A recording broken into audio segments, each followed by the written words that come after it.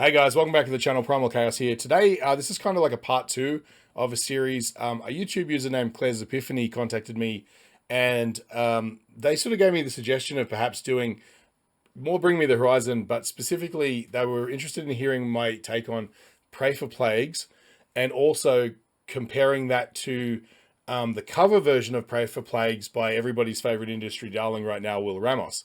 And having heard the first version, like I just finished the listen through of the Bring Me the Horizon version, I could see that it would be a perfect fit, and it actually makes a lot of sense to do this. So I'm just going to dive straight in, check out Will's version of it. Yeah, well, let's see. I'm not here to compare them or to figure out who's better. I suspect that perhaps the audio quality of this recording will be a little bit better, and so I'm going to try and keep that out of my opinions. Because it's a bit unfair, like Bring Me the Horizon recorded this a really long time ago. And also I'm not 100% sure the quality of the video on YouTube is actually all that great. So anyway, we're just going to jump right in.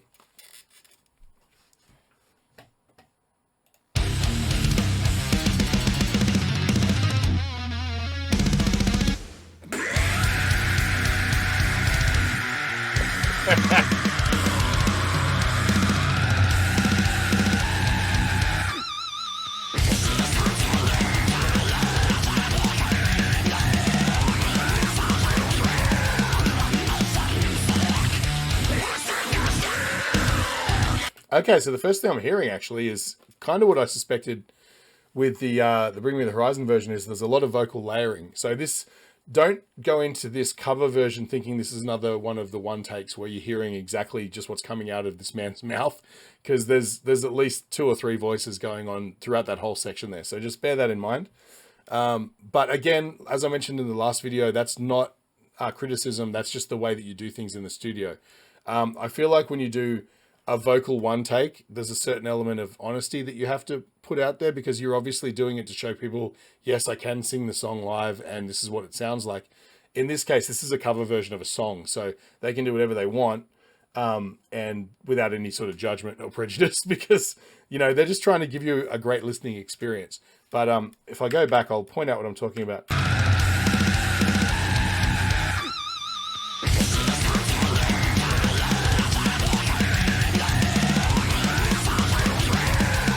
I mean, you can even hear there's different timing, you know what I mean? It's not, but he's got sort of like a mid-low growl going on underneath. It's mixed fairly far back to let the high scream sort of, what I like to call his Smeagol voice come through, which is a little bit different. Like, that's the thing too. He's got an affectation in his high voice that sounds a little bit goblin-y. And I think that's absolutely deliberate, but it was something that I noticed wasn't as apparent in Ollie's version.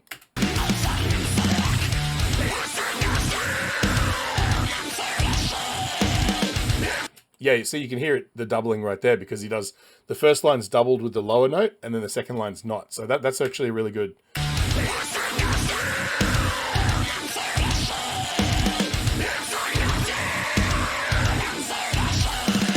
So that's what you're listening for, right? When you're trying to hear like doubled vocals. And again, this is, you shouldn't listen to songs this way. You should listen to songs like you let the music wash over you and you take it for what it is at face value and you enjoy it. And then, once you've heard the song a million times, you start picking out little things like, oh, I didn't notice they did that there, or I didn't notice that little drum fill or that guitar lick and things. But you shouldn't be listening to music that you enjoy with a critical eye like this. You should just like enjoy the sound for what it is. However, what I'm trying to provide is the tools for you to understand how these things are produced and how they're made. So in this case, as someone who might be a young singer who's completely enamored by this singer and they want to produce these sounds, you need to understand that the voice that was coming out in those first and third lines, that's not a human voice. That's several voices put together in order to give a texture that's not possible to be reproduced by a human, and therefore you shouldn't try to. Okay, that's all it is.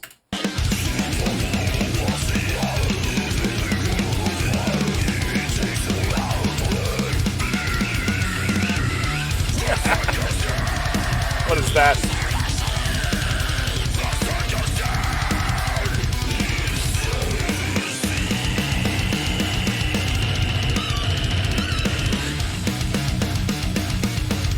I got to say, overall, it's a really competent cover. Like the playing and everything is rock solid, which I'm stoked with. That's really cool.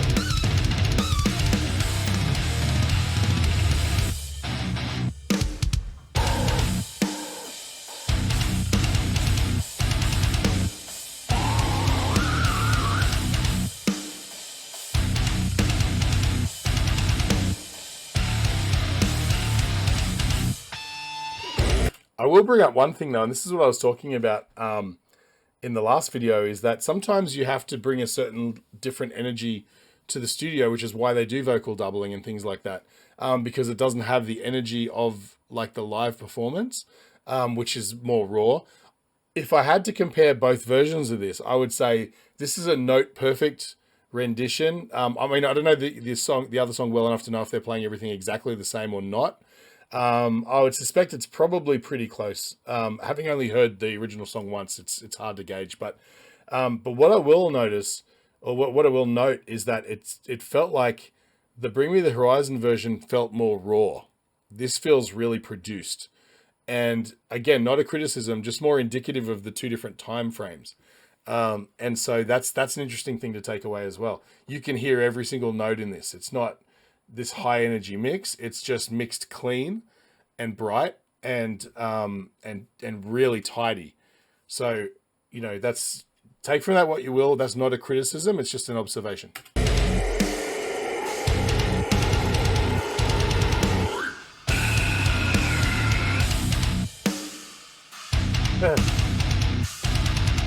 That reverb though.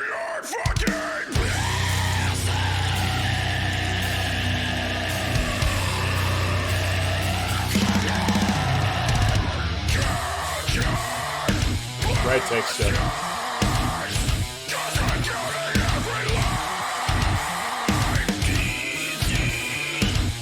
What is that sound? I wouldn't even know how to begin to produce that particular sound right there.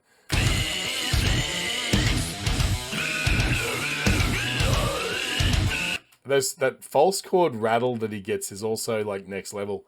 It's just, it sounds kind of like it sounds like somebody's taken like a tiger's low growl sort of purr and ran it through a tin can so that it's got that sort of ring to it, like a ring modulator or something like that. It's wild. It really doesn't seem human.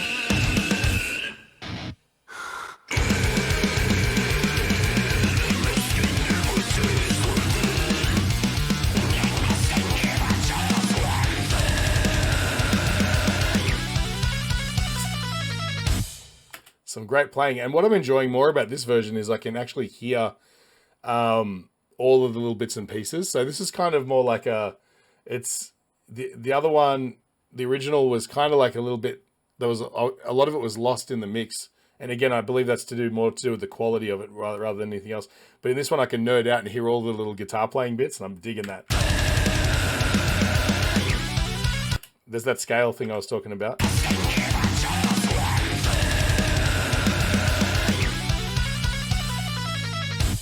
That right there, what you saw up close, was what we call two-handed tapping. Or most people just refer to it as tapping. And it's again, every guitarist in the world is rolling their eyes right now. But essentially what it is you're taking a note and playing it, and then you're hammering on down here, and then pulling it away, and then hammering it on there. So you can sort of do this. You can sort of do that and move. You can play a lot of notes sort of really easily. And they're notes you wouldn't typically be able to articulate. You know, you can't sort of stretch that far. So you'll have your left hand handling these lower notes, and you can have your right hand playing a note right at the top. And it just makes an interesting melodic device in your soloing and stuff like that. It's been used again since, I think, to be honest, I have a feeling Eddie Van Halen might be credited with discovering it, but I feel like that's a stretch because it's surely at some point somebody's gone bop, bop, bop, bop, bop, and figured it out. I don't know. I think he's more credited with popularizing it. Could be wrong. Okay, so sweep picking. This is a perfect example of sweep picking. Thankfully, because I talked about this a lot in the original version video. Now you'll notice if you watch his picking hand, he's not picking the notes. He's just dragging the pick up and down the strings like that. And then his left hand is articulating the notes or the scale pattern in time with when the pick naturally strikes the string on its up or down stroke. And you can see it really clearly here. This is a great example.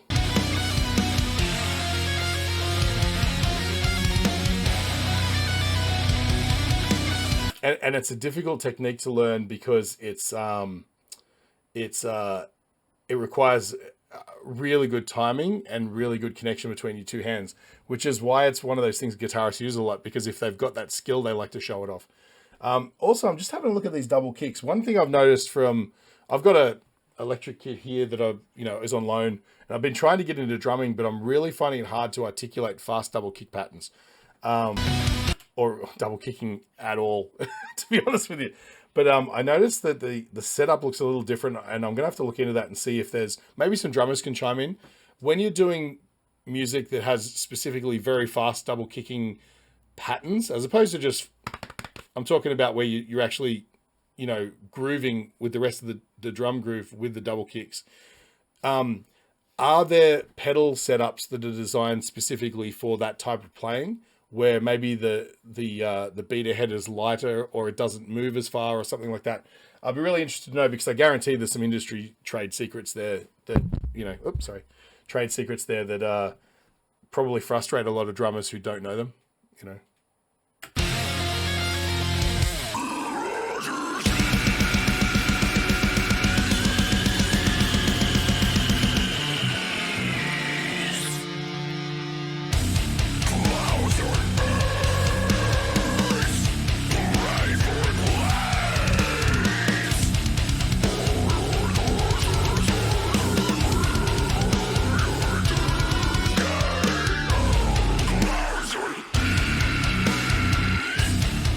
Another thing there that most people probably don't notice. That's a harmonized guitar part. That's what has that sort of weird synthetic energy to it.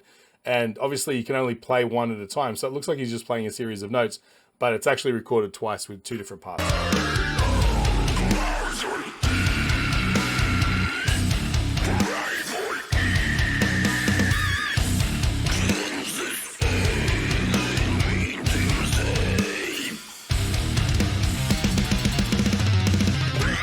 Great playing, man.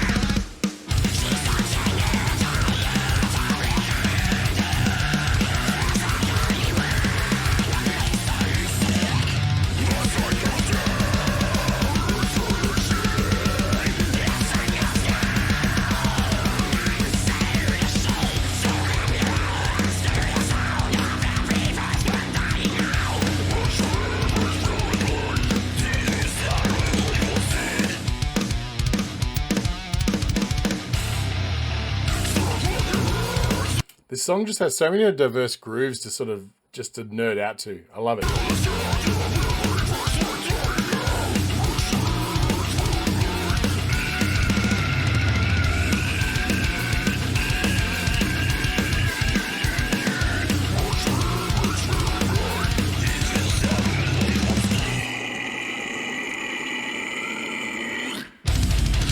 You know how I know that was double tracked?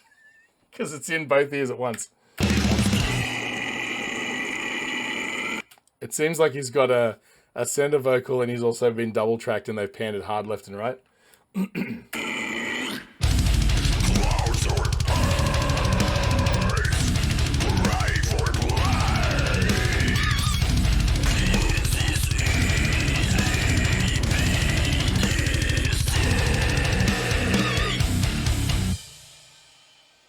Very cool.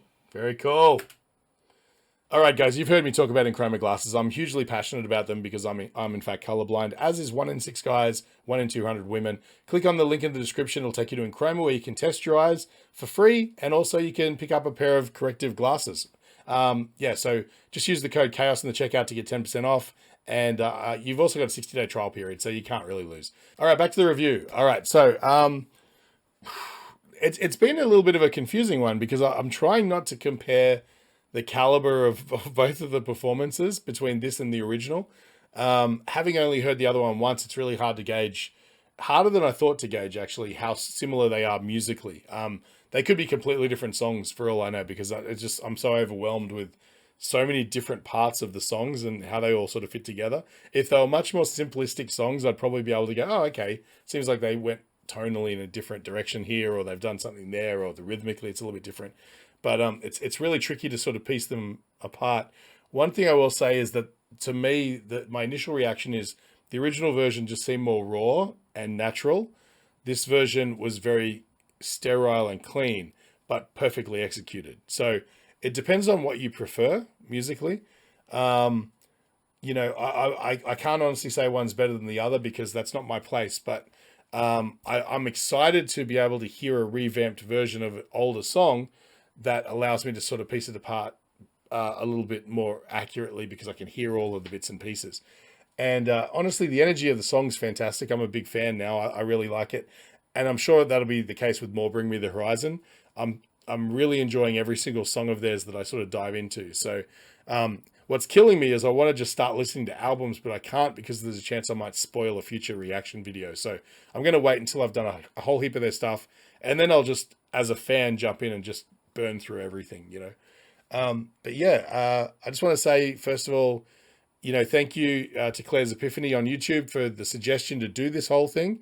I hope people get some value out of it. I enjoyed doing it. Everybody knows reaction videos technically don't get monetized because, you can dispute the copyright claims, but I'm not about that. I don't want to be taking money away from these artists. That's why I'm thinking about just putting a buy me a coffee link in the description. That's just like, if you feel like I've added anything to your day, just buy me a coffee. Just hit my PayPal link and drop me whatever you can spare, just so that I can hopefully move forward and start doing this as a more full-time thing. I'm loving doing this.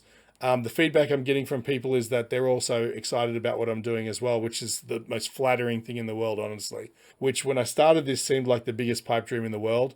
And to be honest, it still is. But, I feel like just the momentum that's happened in this short period of time has been enough to make me rethink, how unrealistic that goal is, and start thinking about it as more of a thing, So, everybody who's watching this is probably the ones who've been around from the beginning. And I value all you guys' input. I love the suggestions you got coming in. And hopefully I can take this thing to the next level. So I can do that with your help as a community, which is what I started this thing in the first place. It was to build a community. So thank you so much from the bottom of my heart. And I'll see you guys on the next one.